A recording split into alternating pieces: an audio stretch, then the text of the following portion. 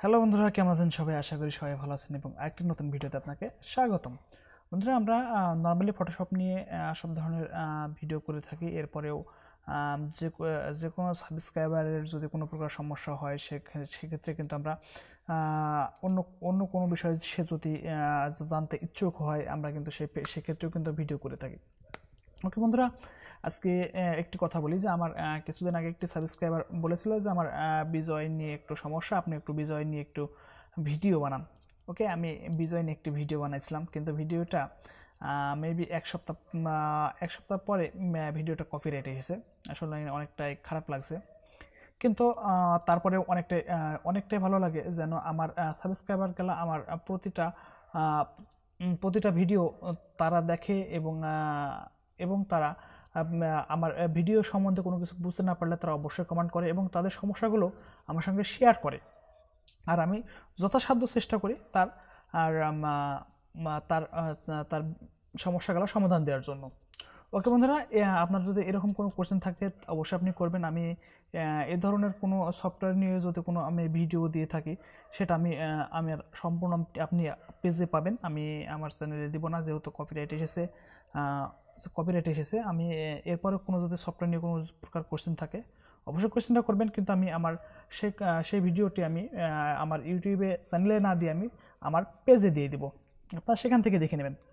ওকে বন্ধুরা, আজকে যে বিষয়টা নিয়ে কথা হবে সেটা হলো আমাদের ফটোশপে স্টক যে কালারটা আমরা দিয়ে থাকি সেই বিষয়টি নিয়ে কথা হবে। আমরা স্টক কালারটি কখন এবং কোন জায়গায় ব্যবহার করি।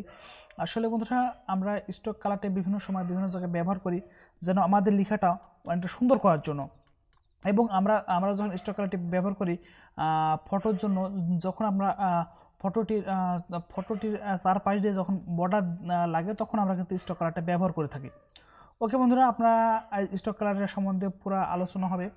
আর আপনি যদি আমার এই চ্যানেলে নতুন হয়ে থাকেন তাহলে অবশ্যই চ্যানেলটি সাবস্ক্রাইব করবেন এবং পাশে থাকা বেল আইকনটি বাজিয়ে দিবেন আমাদের পরবর্তী ভিডিও পাওয়ার জন্য।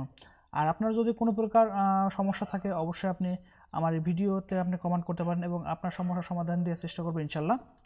ওকে বন্ধুরা, আমরা আগে দেখব আমাদের ফটো দিয়ে আমরা যখন একটি ফটো আমরা যখন বর্ডার দিই, আমরা কখন বর্ডার দিই একটা ফটোতে আমরা বর্ডার দিই যখন আমরা ব্যাকগ্রাউন্ড কালার হোয়াইট করে দিই, কেসে দিয়ে কাটা সুবিধার্থে আমাদের ওই বর্ডারটি আমরা দিয়ে থাকি। আর এই বর্ডারটি কিন্তু আপনি একাধিক জায়গায় একাধিকভাবে আপনি ব্যবহার করতে পারেন। সেটা আপনি যদি টেক্সটে আপনি ব্যবহার করতে পারেন লেখাটা অনেক সুন্দর করার জন্য। আমি প্রথমত আপনি ফটো দিয়ে আমি দেখাইতেছি যে আপনি এই বর্ডারটা আপনি কীভাবে এবং কোন সময় ব্যবহার করতে পারবেন। ওকে, আমি একটা নর্মাল একটা ছবি আমি ইনপুট করলাম। ওকে, এখান থেকে আপনি কিন্তু আপনি কীভাবে বর্ডারটি দিবেন, আমি ছবিটা একটু ক্রপ করে নেব। আমি ক্রপ করে কেটে নেব, ছবিটিকে আমি কেটে নিলাম। ওকে, টিক মার্ক দিয়ে দিলাম।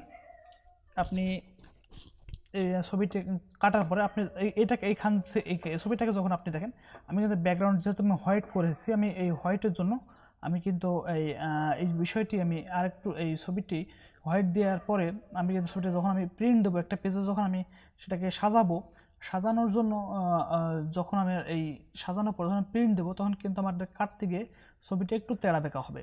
ওকে, তাই আমরা এই ছবিটার আমি একটি বর্ডার দিয়ে দেবো।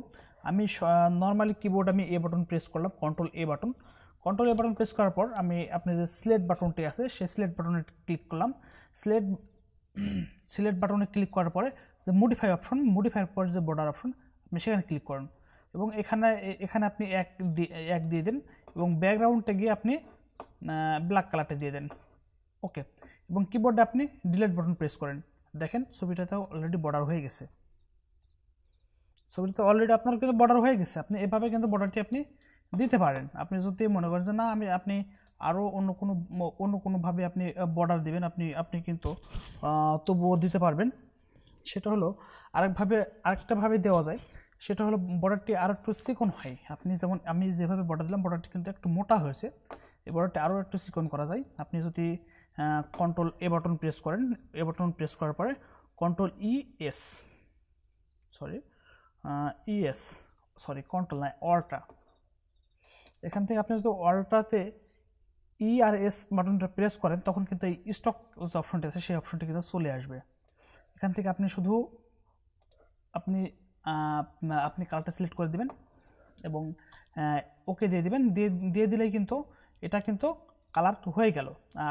আর এখন দেখবো আমি টেক্সটের বিষয়ে, আমি টেক্সটের বিষয়টা আর একটু দেখাই। আমি কন্ট্রোল এ বাটন প্রেস করলাম, কন্ট্রোল এন বাটন প্রেস একটা নিউ পেজ নিয়ে নিলাম এবং নিউ পেজ নেওয়ার পর এখান থেকে আপনি একটু খেয়াল করেন, এখান থেকে আপনি যখন কিছু লিখবেন, আমি নর্মালি লিখছি, দেখেন একটু ইংলিশ করে নিই, একটু ইংলিশ করে নিচ্ছি এবং এখানে একটু আমি কিছু লিখবো, সরি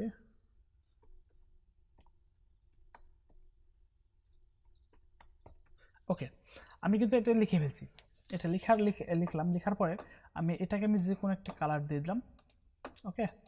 আমি এটাকে হলুদ কালার দিয়ে দিলাম এবং আমি এটাকে যখন এখন যদি আমি স্ট্রোক কালার করি, আমি এখান থেকে এসে যে অ্যাড এ লেয়ার স্টাইল এটার উপর আমি ক্লিক করব। ক্লিক করার পরে দেখেন স্টক যে ভার্সন, স্টক যে লেখাটা আছে সেটার উপর আমি ক্লিক করব, ওকে। দেখেন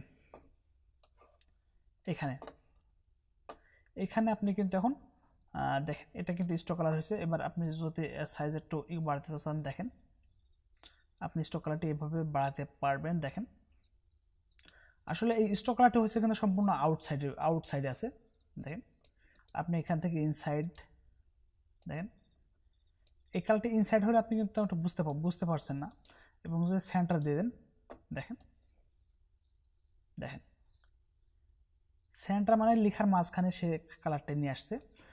যেহেতু আমরা আউটসাইডে কালার দেবো, আমরা আউটসাইডে দিয়ে দিলাম, দিয়ে যদি আপনি অপোজিট আর একটু কমাই দেন, দেখেন লেখাটা একটু ঝাপসা হয়ে যাবে। আপনি এই আউটসাইড অথবা এই স্টক কালার দিয়ে কিন্তু আপনার লেখাটাকে অনেক সুন্দর করতে পারেন। এই স্টক কালারটি দিয়ে কিন্তু আপনি লেখাগুলো অনেক সুন্দর করতে পারেন। যখন দেখলেন যে এই যে আমি স্টক কালারটি এখন একটু রিমুভ করবো, দেখেন আমি স্টক কালারটি যদি এখন রিমুভ করে দিই, এই দেখেন স্টক কালার রিমুভ করার পরে দেখেন লেখাটা কিন্তু তেমন একটা বোঝা যাচ্ছে না, লেখাটা অন্যরকম মনে হয়েছে, যে লেখাটার কালারটা আমার ফুটতেছে না। আমি যখন এটাকে স্টক কালার দেবো, দেখেন লেখাটা কিন্তু অনেকটা সুন্দর হয়েছে। আপনি যদি স্টক কালার কমাইতে চান আপনি কমাই দিতে পারেন, কিন্তু আসলেই অনেক সুন্দর হয়েছে যখন আপনি যখন এই স্টক কালারটি আপনি ব্যবহার করবেন, ওকে। দেখেন ওকে বন্ধুরা, স্টক কালার নিয়ে অনেক কথাই হলো। আপনি যদি এই ভিডিও দেখে যদি একটা পরিমাণ উপকৃত হয়ে থাকেন তাহলে অবশ্যই চ্যানেলটি সাবস্ক্রাইব করবেন এবং পাশে থেকে বেল আইকনটি বাজিয়ে দিবেন আমাদের পরবর্তী ভিডিও পাওয়ার জন্য। আর আপনার ফটোশপ নিয়ে যে কোনো প্রকার সমস্যা হলে আপনি অবশ্যই আমাকে কমেন্ট করবেন এবং আপনার কমেন্টের উত্তর দেওয়ার চেষ্টা করবেন ইনশাল্লাহ। আজকে এ পর্যন্তই, দেখা হবে আবার অন্য কোনো ভিডিওতে। সে পর্যন্ত ভালো থাকেন, বাই বাই, টাটা।